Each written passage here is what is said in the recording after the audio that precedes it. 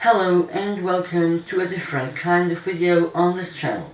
I normally post Minecraft Let's Plays, but today I thought I'd post this video about the Empire State Building. I made this video for school, and when I put so much effort in this video, why shouldn't I post it here on YouTube? But now we should start with that video essay. But first of all, a little disclaimer. I do not own the rights to all the pictures in this video, so I just hope I don't get a copyright strike. So if you do own one of the pictures, please contact me on Instagram. The link is in the description. So, I think we're good to go. The Empire State Building was built in 1931 in New York City and was the tallest building in the world until the World Trade Center in New York was built in 1970.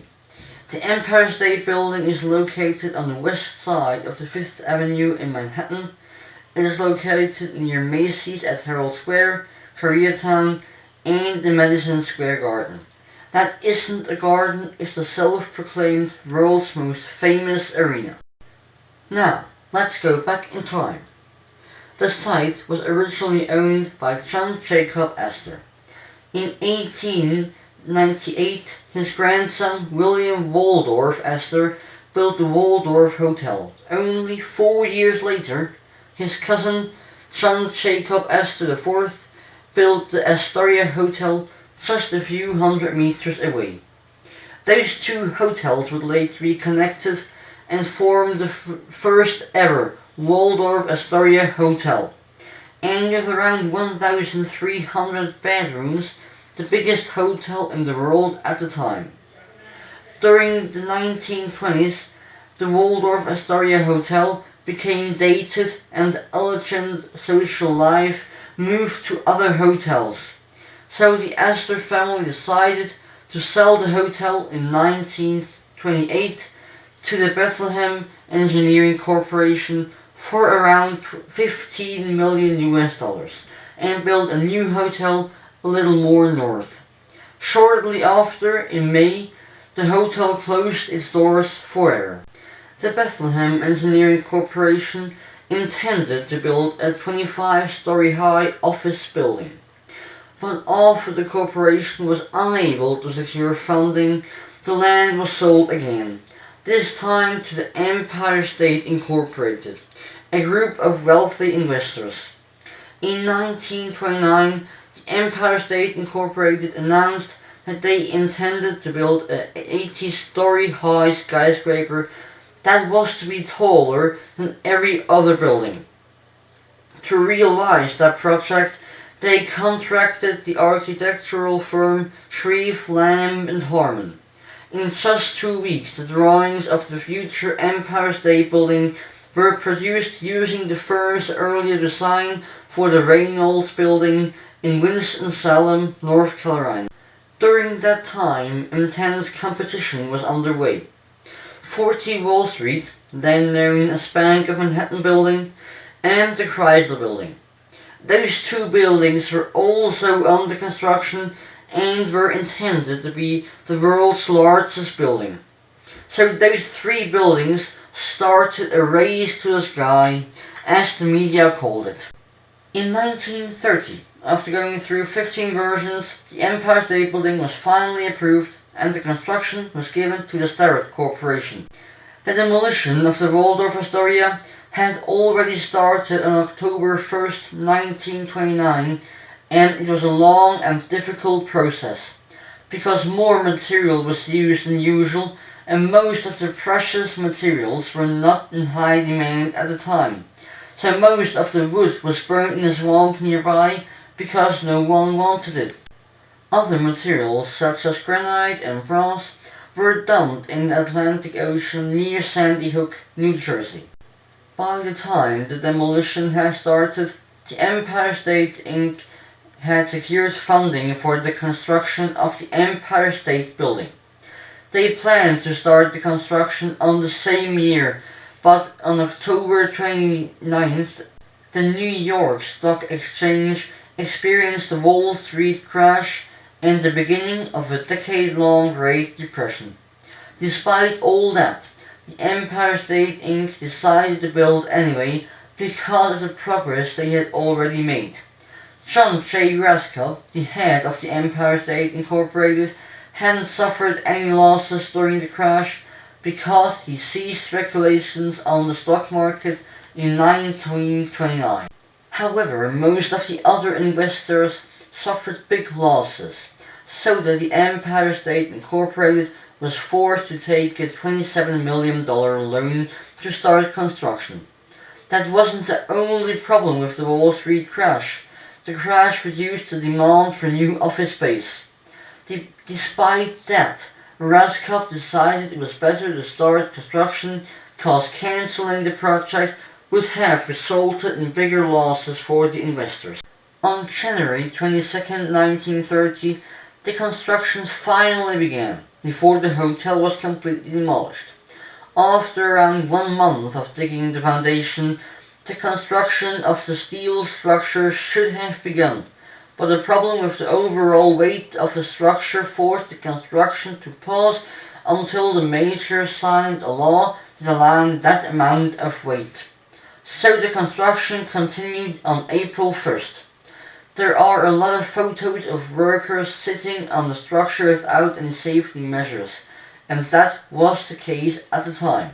On July 27th, the steel structure was completed, and in September, although the building wasn't finished yet, Alfred E. Smith, one of the investors and owners of the Empire State Inc., laid the cornerstone of the building in a ceremony that was attended by thousands. On April 11th, 1931, after 410 days, and 11 days ahead of schedule, the construction was finally completed. The project involved at its peak around 3,500 workers, and although the lack of safety measures, only 5 workers died. The New York Daily News, however, reported 14 deaths. I guess we'll never know. The building officially opened on May 1st with an event that featured the president at the time, Herbert Hoover. He turned on the building's lights through a ceremonial button push from Washington, D.C. In New York, 350 guests attended the ceremony, including the governor of New York, Franklin D. Roosevelt. Due to the Great Depression, during the first year, only 23% of the office space was used. The lack of renters led to the New Yorkers calling the Empire State Building the Empty State Building. During that time, the lights in the building were continuously left on, even in the unrented spaces, to give a feeling of occupancy. Nonetheless, the Empire State Building was a popular tourist attraction. In 1931, 1 million tourists visited the building. During that year, the observation deck on the top of the building made around $2 million. That's as much as the building made with rent. In the early years, the building certainly wasn't a success. In 1935, the Empire State Building was losing $1 million per year, and the real estate developer Seymour Durst recalled the building was so underused that there was no elevator service above the 45th floor because no one was up there except an NBC radio studio on the 81st floor. In the original plans, the building was intended to have an airship docking station. The airships would have been tied to the spire, while the ticket and waiting rooms for the passengers would have been on the 86th floor.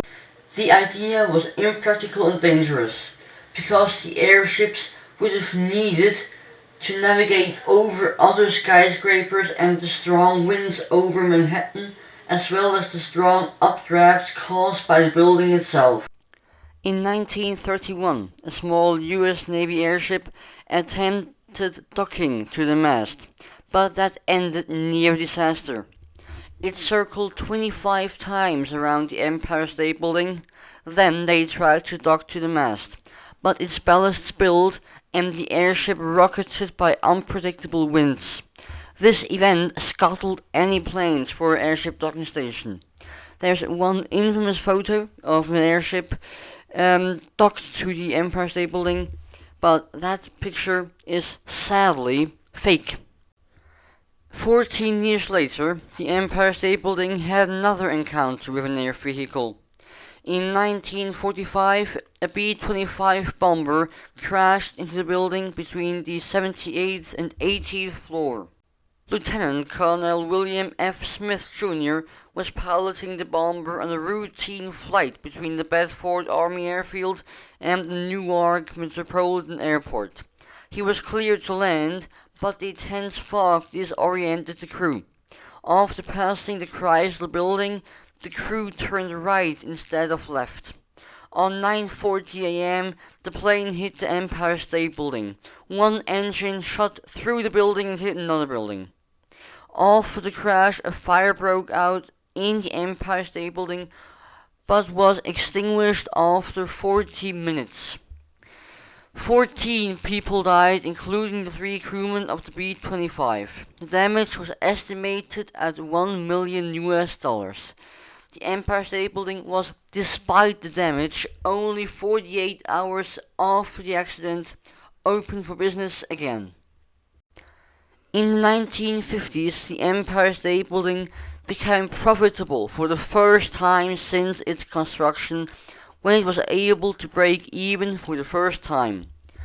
During that time, a radio antenna was erected, allowing television stations to broadcast from the building. Despite all that, Rascop listed the building for sale in 1951. The building was bought by the business partners Roger L. Stevens, Henry Crown, Alfred R. Glancy, and Ben Tobin for $51 million, the highest price for a structure at the time. By this time, the building had been fully rented for 7 years, with a long waiting list. In 1954, Crown bought his partner's ownership stakes and became sole owner. 1 year later, the building was named one of the 7 modern civil engineering wonders by the Society of Civil Engineers. In 1961, the American lawyer Lawrence A. Wien bought the building for $61 million, the new highest price paid for a single structure, and founded the Empire State Building Associates. Over 3,000 people paid $10,000 for one share of that company. The Empire State Building Associates leased the building to another company called Helmsley and Wien. Wien, with his partners Helmsley and Malkin, started a program of improvements. In 1962, they organized the first ever full building facade refurbishment and window washing. In 1964, they installed new floodlights on the 72nd floor, and in 1966 they replaced the manually operated elevators with automatic ones. In 1961, the same year, Wien and his partners bought the Empire State Building. The plans for a 66-story-high twin towers called World Trade Center were formally backed by the Port Authority of New York and New Jersey. After a revision in the World Trade Center plans brought the twin towers to a height of 1,420 feet each, or 110 stories. In response, Wien founded a committee for a reasonable World Trade Center, but he failed, and the construction of the World Trade Center began in 1966. The following year, the Empire State Building surrendered its position as tallest freestanding structure to the Ostankino Tower, a radio and television tower in Moscow, Russia. In 1970, the Empire State Building surrendered again, this time its position as tallest building in the world, when the North Tower of the World Trade Center, while still under construction, surpassed the Empire State Building in height. When the World Trade Center opened, a high number of broadcast stations moved from the Empire State Building to the World Trade Center. However, the Empire State Building was still seen as prestigious and counted its 40 millionth visitor that year. By 1980, the building counted around 2 million annual visitors, and in May of the same year, the Empire State Building received its own zip code, 10118. On May 1st, 1981, the building celebrated its 50th birthday with a laser light show and the Empire State Building Week, both of which were badly received by the general public.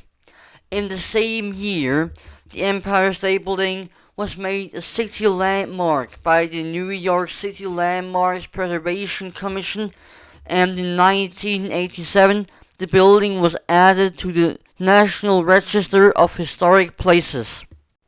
During the early 1990s, the building went under a renovation program that included the replacement of alarm systems, elevators, windows, and air conditioning, as well as making the observation deck fit for people with disabilities and refurbishing the limestone facade. Later in 1994, new elevators, ramps, and automatic doors were installed to make the whole building fit for people with disabilities. In 1991, the land under the Empire State Building was sold for $41 million to the hotelier Hideki Yokoi, who was at the time imprisoned due to his connection with a deadly fire in a hotel called Hotel New Japan. In 1994, former US President Donald Trump entered a joint venture agreement with Yokoi with a shared goal to get possession of the building itself and renovate it, even though a renovation project had already started.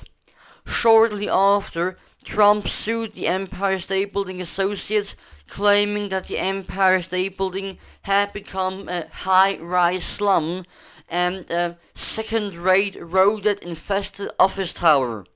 Trump tried to get the Empire State Building Associates evicted of violating the terms of their lease.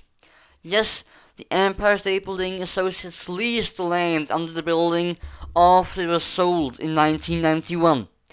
In the end, Trump lost the lawsuit that led to the Empire State Building Associates to countersue Trump. This ended in a series of lawsuits during the next few years. Luckily, Trump never gained possession of the building. After the shocking attacks on the World Trade Center on November 11, 2001 by Al-Qaeda, the Empire State Building regained the title of highest building in New York City, but it was only the second highest building in the US. Due to the destruction of the World Trade Center, most of the city's television and radio stations started to broadcast from the Empire State Building again. The attacks also led to additional security. A year later, Yokoi and Trump sold their land claim to the Empire State Building Associates for $57 million. Despite the 9/11 attacks, tourists came back, and in 2004, 3.5 million tourists visited the building. 5 years later, all the public areas of the building were renovated with a budget of $550 million. And in 2012, the One World Trade Center topped out, and the Empire State Building again surrendered the title of highest building in New York City. In 2019, the building was again renovated. And now, in 2021, the building is 90 years old and still one of the most famous skyscrapers in the world. And now, that's it. That was my video about the Empire State Building. I hope you enjoyed it, and if you did, share the video, like the video, and subscribe. That would be very much appreciated. If you got any questions or feedback, feel free to write them in the comments. And I apologize for the poor audio quality. I had a few problems with my microphone, but I hope you enjoyed it anyways.